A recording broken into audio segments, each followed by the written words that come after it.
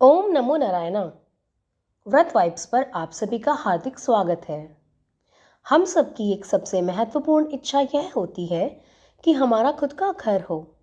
अगर कोई व्यक्ति किराए के घर में रहता है तो वो बहुत मेहनत करता है कि वो अपना घर बना सके, और अगर कोई छोटे घर में रहता है तो वह मेहनत करता है कि थोड़ा बड़ा घर बन सके।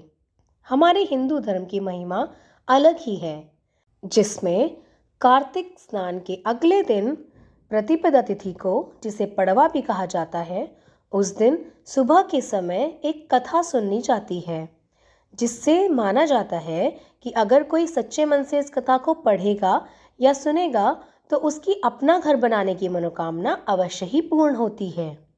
इसके लिए सुबह के समय उठकर नहा धोकर अपने घर को स्वच्छ करें और चौक में कहीं भी आप एक सुंदर सा घर बनाएं, जिसे बनाने के लिए आप अन्न जैसे कि चावल, गेहूं या आटे का प्रयोग कर सकते हैं। इसमें आप कमरे और चौक सब चीज़ बनाएं। फिर इस घर के बीचों बीच आप आटे से 2 चिड़िया बनाएं। फिर इन चिड़ियों का पूजन करें और घर का भी पूजन करें, पुष्प अर्पित करें और चारों कोनों पर दीपक जगाएं। इस घर के मुख्य द्वार पर भी आप एक दीपक अवश्य जगाएं।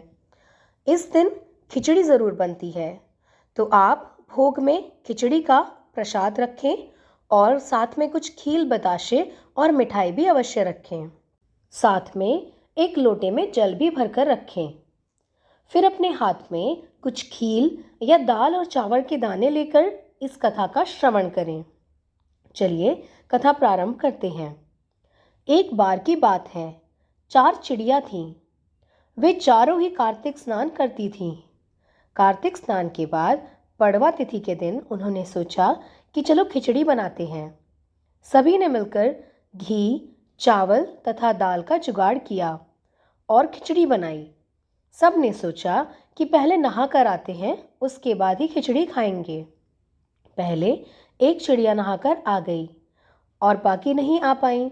उसे भूख लगी थी, पर उसने सोचा कि अभी बाकी चिड़िया तो नहीं आई हैं, इसलिए खिचड़ी खाना ठीक नहीं रहेगा।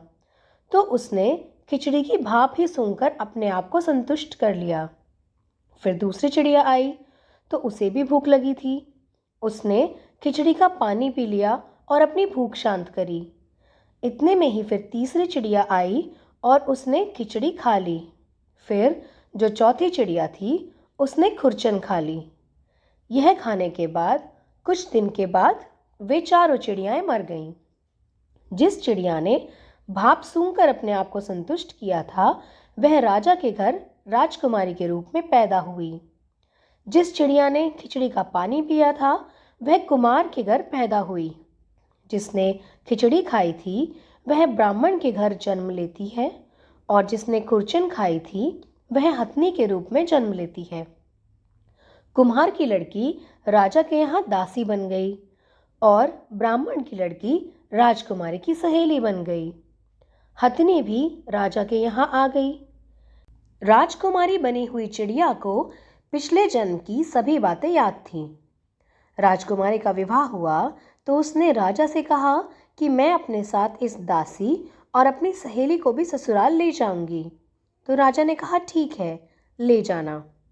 राजकुमारी फिर भी नहीं गई तो राजा ने पूछा कि अब उसे किस चीज़ की आवश्यकता है। वह बोली कि आप मेरे साथ इस हथनी को भी भेज दीजिए, लेकिन हथनी जाने को ही नहीं तैयार थी। तब राजकुमारी उसके पास गई और हथनी के कान में उन्होंने पिछले जन्म की सारी बातें बता दी, जिसे सुनकर हथनी उठकर बैठ गई। राजा यह सब देख रहा था और उसने तलवार निकालकर राजकुमारी से कहा कि सच बता, तू कौन है, नहीं तो मैं तेरा सर काट दूंगा। राजकुमारी ने राजा को सभी बातें सच सच बता दी। राजकुमारी की सारी बातें सुनकर राजकुमार ने कहा कि अगर कार्तिक मास का स्नान करने का इतना ही महत्व है तो अब से हम भी जोड़े से कार्तिक स्नान करेंगे और दान पुण्य करेंगे। इस प्रकार चिड़ा और चिड़िया की कहानी समाप्त होती है। अब हम सुनेंगे गणेश जी की कहानी, क्योंकि गणेश जी की कहानी बिना सुने कोई भी पूजा संपन्न नहीं होती। एक बुढ़िया रोज मिट्टी के गणेश जी की पूजा करती थी। वह रोज मिट्टी के गणेश जी बनाती और वे रोज ही गल जाते थे। एक दिन उसने अपने पास में घर बनते हुए देखा और मिस्त्री से कहा कि तुम मेरे लिए पत्थर के गणेश जी बना दो।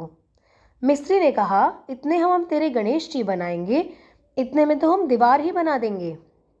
बुढ़िया ने उसे श्राप दिया कि राम करे कि तुम्हारी दीवार ही टेढ़ी हो जाए।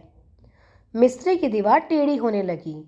वे जब भी दीवार बनाते उसे फिर तोड़ते, वे फिर बनाते और उसे फिर तोड़ते। अब वे परेशान हो गए।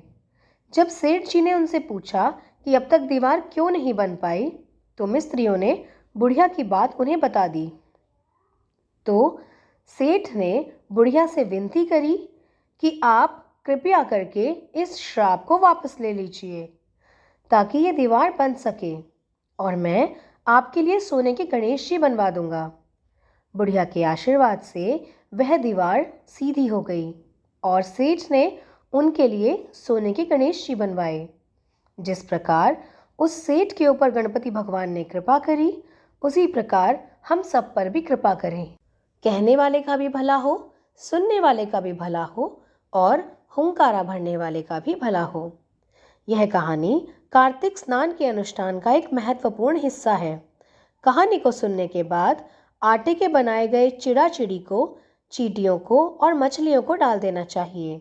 साथ ही जिस अनाज से आपने घर बनाया था उसे भी चींटियों और मछली को खिला दिया जाता है, जिससे कार्तिक स्नान का जो अनुष्ठान होता है उसे पूर्ण माना जाता है। आप सबका अनुष्ठान भी पूर्ण हो और सारी मनोकामनाएं भी पूर्ण हो तथा भगवान सदैव आप पर अपना आशीर्वाद बनाए रखें। इसी मनोकामना के साथ मैं वीडियो को विराम देती हूँ। जय जय श्री राधे।